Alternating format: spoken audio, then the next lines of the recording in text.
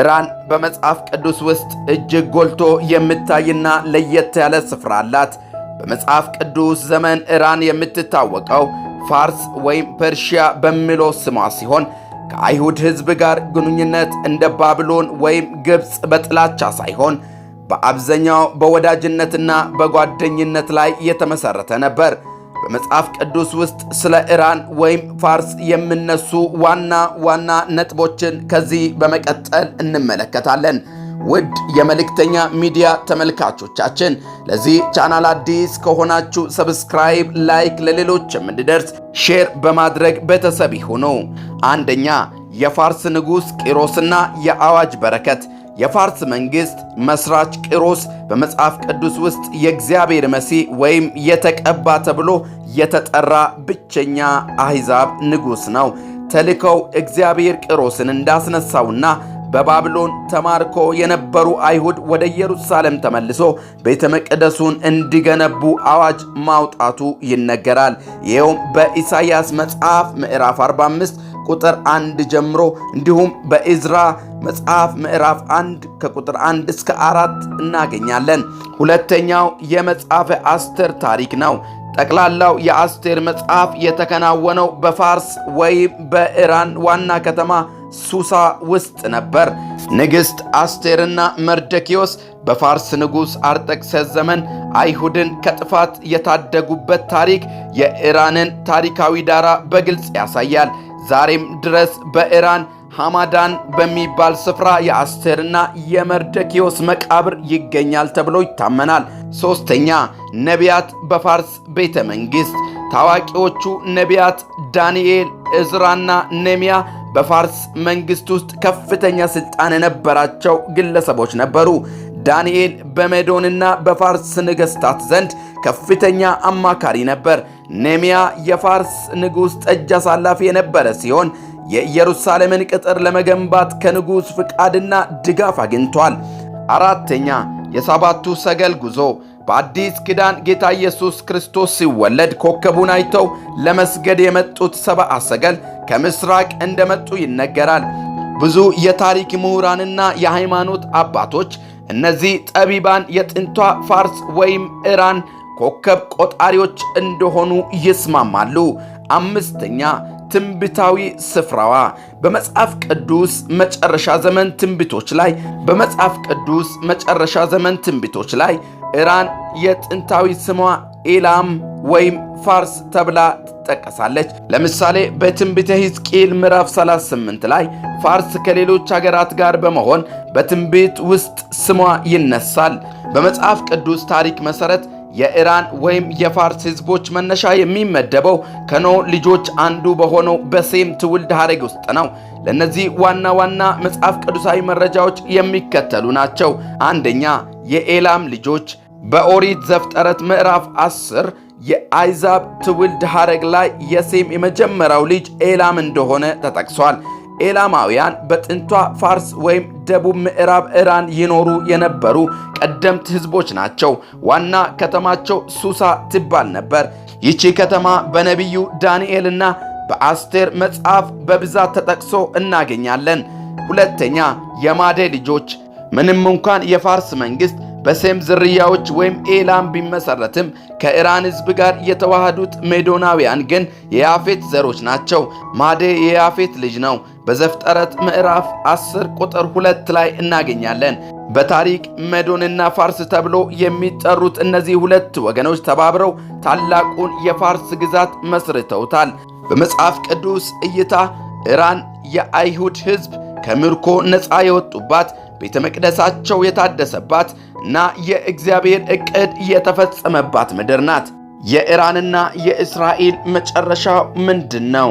ማርክ ሂችኮክ የተባለ አሜሪካዊ ደራሲ በዳላስ የሚኖር የመንፈሳዊ ትምህርት ዶክተር ተመራማሪና ደራሲ ፕሮፌሰር ነው።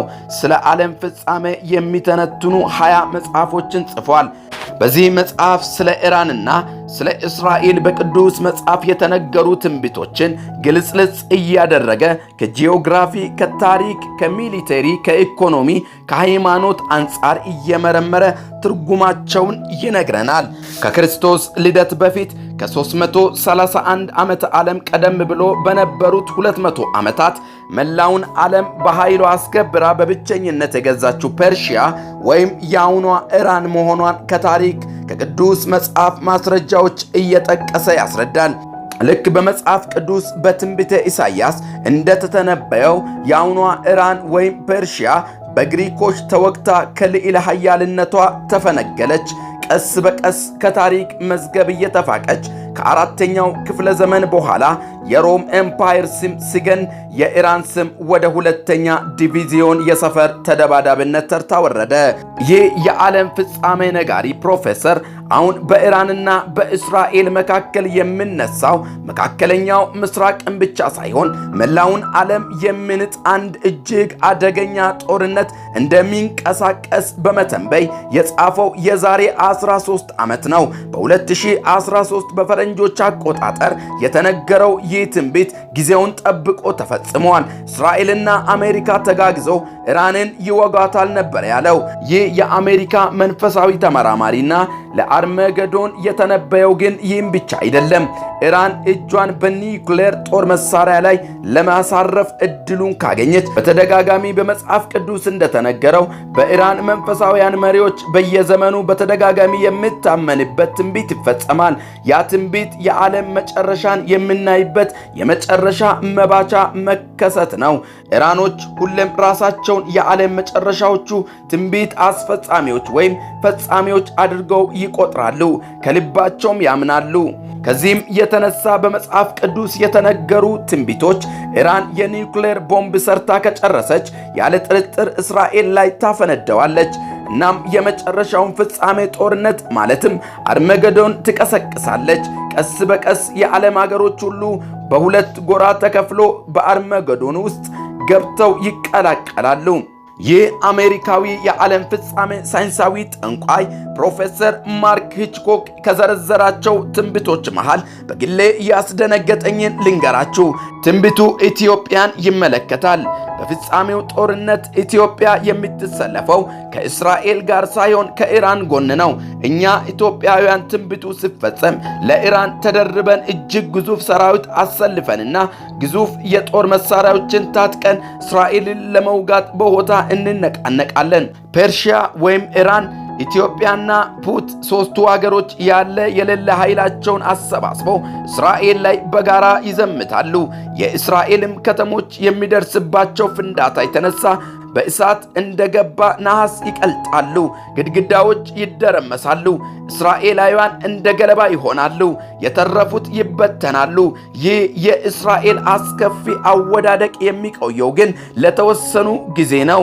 ትንቢተ ዳንኤል ምዕራፍ 7 እና ትንቢተ ሕዝቅኤል ምዕራፍ 38 እንዲሁም 39ን መመልከት ይቻላል። ይህ የአሜሪካ ጠንቋይ ፕሮፌሰር ለነዚህ መጽሐፍ ቅዱሳዊ የዓለም ፍጻሜ ትንቢቶች ለየብቻ ምዕራፍ ሰጥቷቸዋል። ትንቢተ ዳንኤል ምዕራፍ 7 እና ትንቢተ ሕዝቅኤል ምዕራፍ 38 እንዲሁም 39 ላይ የተጠቀሰውን በመዘርዘር በመጽሐፍ ቅዱስ ውስጥ ወደ 1000 የሚሆኑ ትንቢቶች አስቀድሞ ተነግረዋል። ከነዚህም ውስጥ ግማሾቹ ወደ 500 የሚደርሱ ማለት ነው ያለምንም መዛነፍ እያንዳንዷ ነጥብ ትንቢት ሳይቀር ቃል በቃል ተፈጽመዋል። እናም የቀሩት 500ዎቹ ቃል በቃል እንደሚፈጸሙ ቅንጣት ጥርጣሬ የለኝም በማለት አስፍረዋል። በትንቢተ ዳንኤልና በትንቢተ ኢሳይያስ ትንቢቶች መሰረት እስራኤልን የሚረዳና ከኢራንና ከኢትዮጵያውያን መንጋጋ የሚያላቅቃት አንድ ታላቅ ኃይል ከሮማ ይነሳል። ይህ ከሮም የሚነሳው ኃይል ለሁለት ዓመታትም ከእስራኤል ጎን ቆሞ እነ ኢራንን በኃይልና በብርታት ይዋጋል። እናም እንደ ፈጣሪ ቃል መሰረት ቃሉ ይፈጸም ዘንድ በእሳት አንፍሮ ወደ አመድነት ይቀይራቸዋል። እንደውም ትንቢተ ሕዝቅኤል ላይ እስራኤል ከዚህ ድል በኋላ የረገፉትን ጠላቶቿን አስክሬን ከወደቁበት ሰብስባ ለመቅበር 7 ወር ሙሉ ይፈጀባታል ይላል።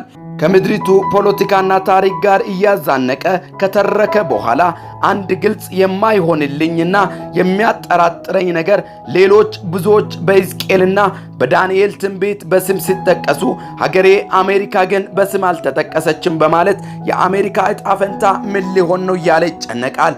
መልሱንም ከሁለት ነገሮች አንዱ ነው የሚፈጠረው በማለት ያቀርባል።